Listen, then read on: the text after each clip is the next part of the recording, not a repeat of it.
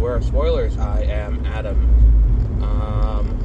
I'm, well, tired, of course, but, you know,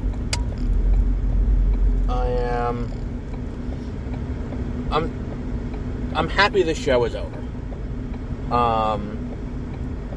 I also think this episode had the best nostalgia beat that worked. Because I think I said it before, I think the nostalgia beat that really didn't work for me, like, of all of the ones that they tried on the show, was in the first episode. I'm talking about the Santa Claus's finale. In the first episode, there is when he goes down the chimney and he goes into the house and he's talking to the little girl. But before you get into that, he gets into this, we get a flashback to show us this is the little girl from the first movie. You know, the one who kind of bookends his adventures as Santa, where it's like, you know, he goes down there and he doesn't drink the milk, and he's like, I'm lactose intolerant, so the next year she gets some soy milk, and then it's Casey Wilson playing that girl in the new one. It's like, alright, that bit kind of worked. But had they not, beat you over the head with who it was, it probably would have worked better. Either way, that wasn't the big issue that I had. That was one of the moments that didn't quite work. Charlie, I don't think Charlie coming back really worked. I think Bernard coming back worked. Because both actors kind of fell back into the same relationship they had the last time we saw them, and that was really kind of interesting. And I think that this episode has the only beat that works like that, in the way where it's like, here's a reference, and you're like, oh, I know what they're doing. Like, because you get that, like, that's one of the things in a Lego sequel, or a Legacy sequel. I think they call it a Lego sequel in Scream. But either way, the only, like, that moment you need to be able to, know what's coming, and then feel the reward was like, I knew that was coming, that's great. So, what we have with this is, much like the Santa Claus 2. Scott comes back to the North Pole and is, and needs to, unseat the bad Santa who's taken over from the good Santa, and then take over and move from there. And he gets there, and, Simon is still, has him captured, and, then his kids come in, and, kids come in and do that, and it's interesting, and alright, the whole idea that it's like, okay, well, the contract up until this point wasn't legally binding because he never put on the suit. It's an interesting wrinkle to add. I would have liked some more laying that out before this point. Would have been like something before this that says like, oh, like, them being like, oh, where's the suit? Okay, whatever. Like, I understand that, and then it's like, well, you lost the suit. What do you mean? And then it's like thinking back, it's like, oh, he didn't put the suit on when he was there. Like, that wasn't what they did. Oh, they accidentally sent Santa away, if I remember correctly. I don't remember. It's kind of just an ordeal. Like, the whole thing's kind of an ordeal.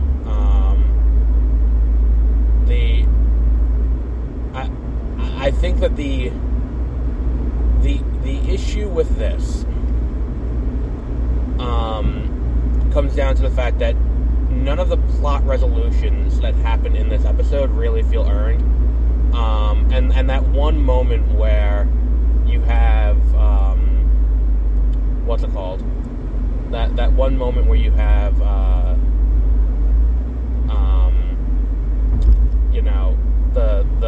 the toy soldiers from the second one come back. That's like, alright, cool, I guess. But, see, because here's the thing. The arc of each of the characters is Scott should, like, and Scott has to lay it out at the end, because if he doesn't lay it out at the end, you won't understand what's happening. Scott, his entire thing is, being Santa got hard, so he quit, when he shouldn't have quit. That's what this is. And he said something like, I went back to the real world and it didn't feel right, and it's like, well, no.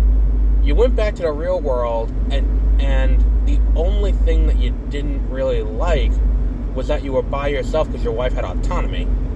because she went back to school. And her arc, too, of realizing, no, I'm Mrs. Claus, it's like, well, no. Because, like, the issue is, like, arguably she was feeling the most fulfilled on the screen when she was back being a principal. Like, when she's back in that job, we see her, you know, back to being in her element and being, you know, like, toward the end of her time as Mrs. Claus, we don't see her happy at all. Now, look, it's like, you know, and then for her to come back and for her to have to fight the toy soldiers from the one that she originated in, it's like, alright, that's cool, but her realization that she belongs there is entirely contrary to where we saw her. It's almost as if there's an episode missing, like, halfway through this, and it's like, you know, where it's like they start to realize that going back to their old lives wasn't all it was cracked up to be. And I feel like that's kind of a disservice to every character arc in the show, because everyone goes to the real world, quote unquote, and has a better time for it. And then there's also the issue of the actual stakes of the show, because, like, the issue is that the Christmas magic is going away. That is the main inciting conflict here. And the show makes it seem like the issue is global. Like, people on Earth aren't adhering to Christmas anymore. They don't care about Christmas anymore. And because they don't care about Christmas anymore, that's where, that's where, you know, the Christmas magic is going away. The issue becomes that the way it's framed for the show, it's almost as if they're saying that it's individuals not believing in Christmas that made it, like, the individual elves stopped believing in Christmas magic, and that's what made it go away, and that's why they all vanished. And it's like, that's a weird thing to spring on in the finale. But, like, it like, when you, like, look at it, it's like, oh, okay, that does kind of make sense, because these characters get despondent and then vanish. And it's an interesting kind of thing, but it's like, it doesn't quite line up with anything the fuck else that we were told throughout the entire thing. And it's like, alright. It feels like a retcon within the show, and it's like, well, why do we need to... You're not doing your job right as a writing staff. You need to retcon, you know, the entire season in the finale. And the season's only 6 episodes. And again, the effects are terrible. I mean, we got Pikachu's little cousin from Uncanny Valley in Chippendale Rescue Rangers, who appears to talk to what's-her-name for no fucking reason. The suit, like, is, as it's crawling down the hallway, and I don't think it's ever established that the suit is sentient. Like, ever. Like, I don't think that we ever had Dr. Strange's cloak as the Santa suit. And as it's crawling down the hallway, it is doing some major fucking clipping through itself. And you're just like, no one thought to look through this and be like, oh, this looks normal. Like, and then, like, when you get to the end, when they're getting out to go on Christmas, now that they've gotten the North Pole back, when they're getting ready to go out on what's it called? On their run as a family, it's like, okay, well, we need to, you know, we need to do this whole thing, and you know, like, and as they're doing that, the effects on the reindeer and everything are so bad. I'm watching it and I'm like, there were better unfinished effects in the deleted scenes from Shrek on the 2000 DVD. What the fuck? And this is a finished TV show. It looks like it's unfinished effects that they sent out, and it's like, well, why? You couldn't push out a finished copy of the effects? Like, it's just so weird to me that was what they went with. And it's just like, it's just all around, it's just the things don't quite line up properly.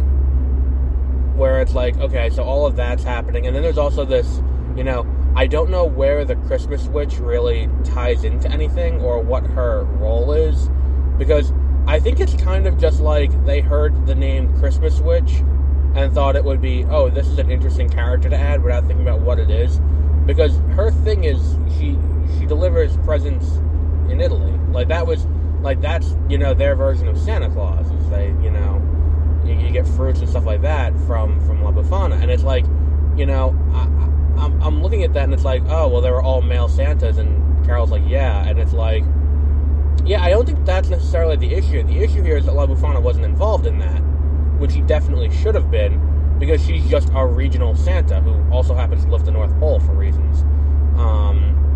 But it's just, there's so many things on this that is just, like, really weirdly executed. And there's another Lost reference, and I'm like, the first time there was a Lost reference, I was like, oh, that's funny. Then once you do it a second time, it's kind of like beating you over the head with it, and it's like, okay, I don't need 2 Lost references. I know she was on Lost.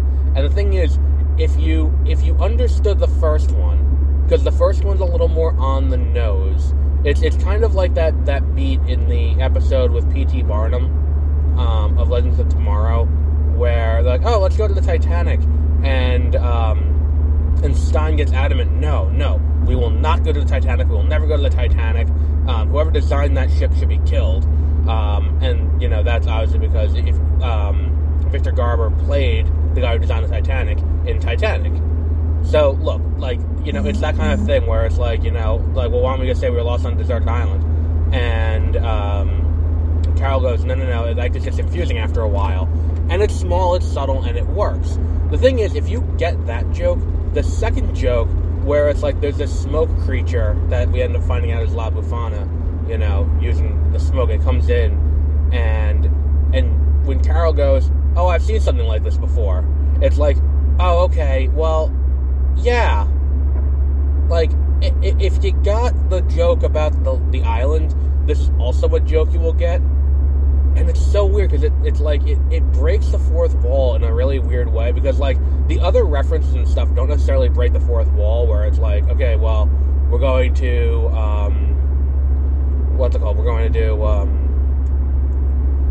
like, when he's walking through and he sees the remnants of all the toy soldiers that Carol kills, and they're all over the place, and he goes, Jesus Christ, Mrs. John Wick over here. Like, it's a good little side bit, and I think the little side jokes do work sometimes, but, like, it's not, it is acknowledging something that happens in the real world, or something that happened in the real world, in the existence of John Wick, but it doesn't feel like we're forcing it in the same way that, that other beat feels kind of forced. And it's just kind of like, it's weird. Because in that, she's not talking to any character, she's talking to the audience specifically. And it's weird because it's like, it happens via voiceover, which means that I would assume that the decision to have that beat was not made until post-production. They were like, wait, we can put in someone who is working VFX was like, hey, wait a minute, that's the smoke monster from Lost. We can make a joke about that. And it's just kind of a weird choice all around. What else was there to address with this finale? Yeah, I just feel like they had so many things that didn't quite line up with what we saw throughout the entire show up until this point, that none of it really ever clicked properly. It all feels just a little bit off. And I'm just like, alright, whatever. It's, you know, it is what it is.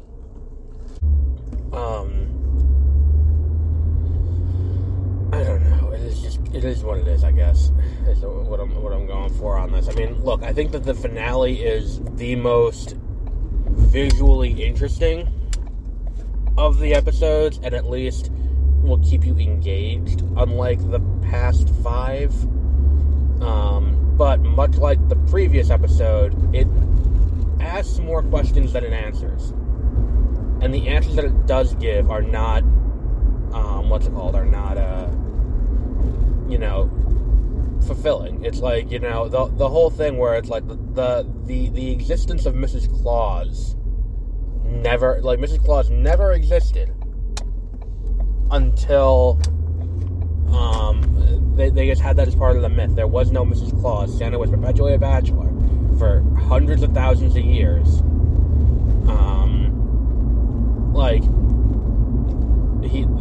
That never happened just because they needed this Santa, but the myth had that because this Santa needed to get married so that way they could have a kid and the kid could have the powers. And then the other question I have is, now, how how did the I think what we're looking at here is a situation where it doesn't quite work right, because if this situation is happening and you're having kids, and one kid is getting the powers to, like, you know, communicate as if you're Santa and talk to kids as if you're Santa, and you're also getting the powers to, you know, and to see the portals, which, by the way, the portals is probably my least favorite thing of anything they introduced in this show, because it's so counterintuitive to everything else they've done up until this point. Whatever. And he can do that, and the daughter can talk to animals, but, you know, Buddy can't. I feel like that's a huge mistake. I don't know. It feels like that shouldn't be the case. Look at it, like, the thing is, it's like, if it was the case where it's like a kid will get that, you could have done something where one kid gets the powers and the other doesn't, and one kid is resentful and the other doesn't, and the other one's like, all right, well, I got the powers instead, so fuck off. Like, that would have been an angle that would have been more interesting. But when you divert it into two different people, it's like, well, that proves that the plan from the beginning was kind of flawed. Because if he doesn't have the second kid, first off, he doesn't know the kids have the powers until later in this show itself. In this episode, actually, he finds out that the son has powers. The daughter was always able to talk to animals, but she's the younger one. So, like, the game plan is so ridiculous with this. So it's like, okay, well, was there a meeting of the Santas in the Yuleverse to be like, oh shit, we fucked up, this didn't work?